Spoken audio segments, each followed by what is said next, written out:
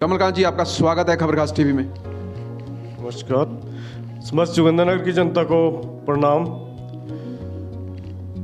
मैं कमलकांत, राष्ट्रीय देवभूमि पार्टी उम्मीदवार, विधानसभा जोगिंद्रनगर 2022। मैं अपने बारे में कुछ बताना चाहूँगा। मेरी क्वालिफिकेशन MBA है, BCom MBA, और मैंने प्राइवेट सेक्टर में 20 इयर्स अराउंड काम किया। अभी ये एक जन आंदोलन है, इसके साथ जुड़ा हूँ। तो अभी मैं जनता से रिक्वेस्ट करूँगा कि हम लोगों को वोट और सपोर्ट करें। हमारी जो पॉलिसीज़ हैं, जो नीतियाँ हैं, वो बिल्कुल एंटायरली सबसे डिफरेंट हैं। हम इस बारे में कुछ डिस्कस भी करेंगे। राष्ट्रीय देवभूमि पार्टी जो है फर्स्ट टाइम इलेक्शन कॉन्टेस्ट करने जा रही है हिमाचल में, और हमारे जो मुद्दे हैं उन पे भी आएंगे।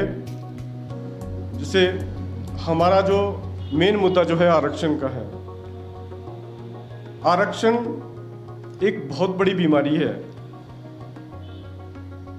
मतलब ये सोसाइटी के सभी सेक्शंस के लिए बात कर रहा हूँ। आरक्षण किसी के लिए भी अच्छा नहीं है। आज जितनी भी डेवलप्ड कंट्रीज हैं, लाइक अमेरिका, UK, ऑस्ट्रेलिया, जो भी डेवलप कंट्रीज हो चुकी हैं, UAE, वहाँ पे आरक्षण नहीं है। अगर है तो उसके कुछ पैरामीटर्स हैं। आरक्षण सोसाइटी को हैंडीकैप कर देता है,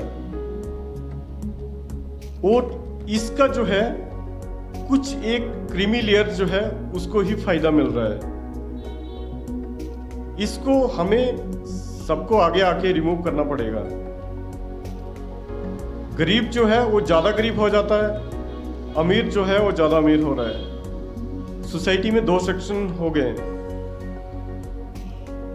सो मेरी सोसाइटी के सारे सेक्शन से, सारी पब्लिक से यही रिक्वेस्ट है कि आगे आए, राष्ट्र देवभूमि पार्टी के साथ चलें और आरक्षण को ख़त्म करने में हमारी सहायता करें। कमलकांत जी, जिस तरह से हम आपसे जानना भी चाहेंगे और लोग जानना चाहते हैं बेसिकली कि आप चुनाव लड़ क्यों रहे हैं। क्या आप पैसे के लिए चुनाव लड़ रहे हैं क्योंकि चुनाव जीतने के बाद आपको मोटी मोटी पेंशनें मिलने वाली हैं, इसलिए चुनाव लड़ रहे हैं? आपका विज़न क्या है?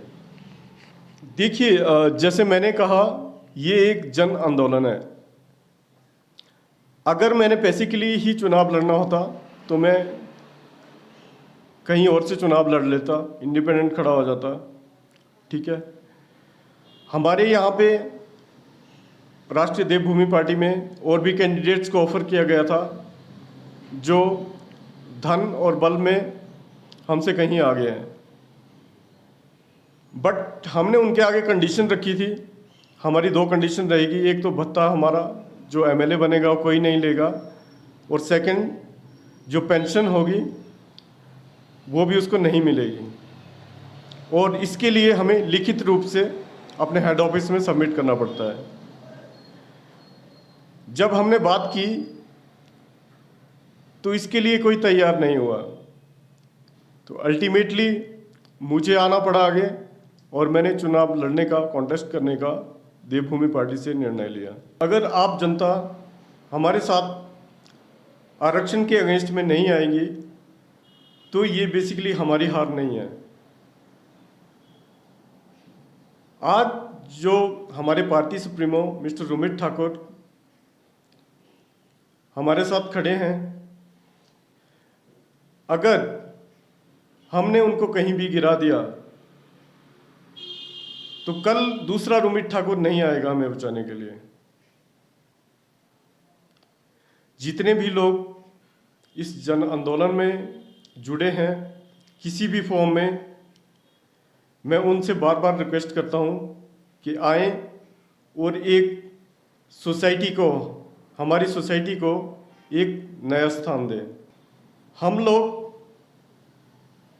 जब आरक्षण की बात करते हैं, आपने देखा होगा आपके आसपास ही घर हैं जो बेचारे, मतलब आरक्षण बेसिकली जिनको मिलना चाहिए बॉटम लाइन में, उनको आरक्षण नहीं मिल रहा है। जो एक क्रीमी लेयर है वो इसका फायदा उठा रही है,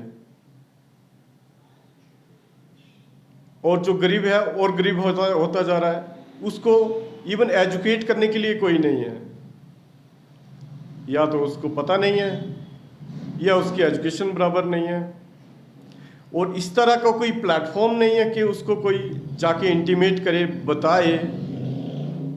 ये हमारी सबकी जिम्मेवारी बनती है। हमारे आसपास में जो भी है गरीबी रेखा में, गरीबी रेखा से नीचे है, तो हमारी बीइंग ए पब्लिक हमारी रिस्पॉन्सिबिलिटी बनती है कि हम उसको आगे लेके आए। जिस तरह से कमल जी आपने कहा कि ये जनता की लड़ाई है, लेकिन अगर जनता आपको जितवा देती है जोगिंद्रनगर से, आपको विधानसभा में भेजती है, तो जोगिंद्रनगर के लिए आपके कुछ 3 कार्य, ऐसे प्राथमिक कार्य बताएं जो आप जनता के लिए करना चाहें। सबसे पहले जो मेरा टारगेट रहेगा अनएम्प्लॉयमेंट के ऊपर रहेगा। बेरोजगारी काफ़ी ज़्यादा बढ़ चुकी है, युवाओं को रोजगार नहीं मिल रहा है। इसके लिए मैंने प्रॉपर फ्रेमवर्क भी तैयार कर लिया है। मैं डिस्कस करना चाहूँगा आपके माध्यम से, मीडिया बंधुओं के माध्यम से।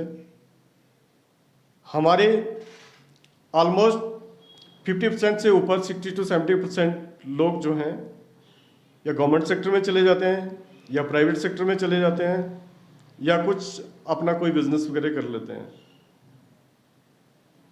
रहता हमारा जो तबका है अराउंड 40% के आसपास जो है वो स्ट्रिक्टली अनएम्प्लॉयड हो जाता है। उनके पास ऐसे रिसोर्सेज नहीं होते, या कई बार एजुकेशन प्रॉपर नहीं होती है, या कई बार गाइडेंस प्रॉपर नहीं होती है। तो हम उन लोगों को कैसे एडजस्ट कर सकते हैं, इसके बारे में हमने फ्रेमवर्क तैयार किया है। हम टूरिज्म की दृष्टि से जोगिंद्रनगर को एक नए प्लेटफॉर्म में ले जाने की तैयारी में है। हमारा छिपरोट है, उसको डेवलप किया जाएगा। हमारा शांगन पावर हाउस है जो ट्रॉली सिस्टम है ऊपर के लिए, उस क्षेत्र को डेवलप किया जाएगा। से माता सिमसा मंदिर है नीचे, या चतुर्भुजा माता मंदिर है, उसको डेवलप किया जाएगा।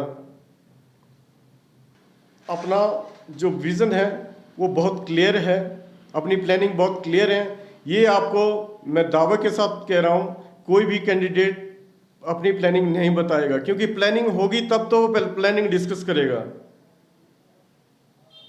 जब प्लानिंग आपके पास होगी नहीं तो किस चीज़ की प्लानिंग डिस्कस करेगा।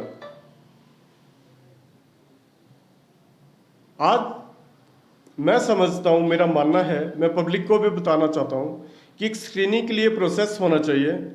KRAs, मैंने प्राइवेट सेक्टर में काम किया, हमें मालूम है KRAs क्या होते हैं, की रिजल्ट एरियाज। मैं इस वक्त जो 10 पॉइंट अगर बोल रहा हूँ, कोई भी विधायक 10 पॉइंट बोल रहा है, तो उसके अगर 8 पॉइंट्स जो हैं वो कंप्लीट कर लिए, 2 पॉइंट अगर रह गए हैं तो वो क्वालिफाई कर जाता है। आपको उसको वोट कर दो, उसको जिता दो, सेकंड टर्म उसको दे दो। बट यहाँ के तो विधायक 20-20% पे, 30-30% पे खड़े हो जाते हैं, और फिर भी पब्लिक अगर उनको वोट कर रही है तो दिस इज वेरी सीरियस। और आप जोगिंद्रनगर की हालत आज देख रहे हो, कितना सीरियस हो चुका है जोगिंद्रनगर का। मेरी जनता से अपील रहेगी, देखिए हमारे पास अभी आपको देने के लिए कुछ नहीं है, बट हमारी जो प्लान है, जो पॉलिसीज हैं, वो बिल्कुल डिफरेंट हैं। और हमारे पास पॉलिसीज ही नहीं, उनको इम्प्लीमेंट करने का एक्शन प्लान है। बिना कोई एक्शन प्लान के पॉलिसीज इम्प्लीमेंट नहीं हो सकती है। आपको ये लोग, कांग्रेस है, बीजेपी है, कोई अदर पार्टीज है, गप्पे बहुत सुनाएगी, बट आपको अपना एक्शन प्लान नहीं बताएगी, क्योंकि एक्शन प्लान है ही नहीं ग्राउंड पे। Please public try to understand, ये हमारी आने वाली जनरेशन का सवाल है, आपके फ्यूचर का सवाल है। आप इस वक्त साथ नहीं आओगे, आपकी आने वाली जनरेशन आपसे क्वेश्चन करेगी कि आपने हमारे लिए क्या किया। आपने इस पे आवाज़ क्यों नहीं उठाई? हमारा जोगिंद्रनगर सबसे पीछे क्यों रह गया? आज धर्मपुर देखो, पद्धर देखो, बैजनाथ देखो, छोटे छोटे जो क्लस्टर हैं वो भी हमसे आगे निकल चुके हैं, और जोगिंद्रनगर वहीं का वहीं भगवान भरोसे। सो प्लीज पब्लिक, किसी के बहकावे में मत आए और ना हवा को देखें हवा कहाँ जा रही है। हवा आपको ही उड़ा के ले जाएगी, आपकी जनरेशन को उड़ा के ले जाएगी, और उस टाइम आपके पास कुछ ज़्यादा नहीं होगा। प्लीज़ अपने देश के लिए आगे आएं, अपनी कंस्टिट्यूंसी के लिए आगे आएं, तभी आप एक जो अपने बच्चों का भविष्य है उसको उज्जवल देख सकते हो। अदरवाइज बहुत मुश्किल है। Thank you.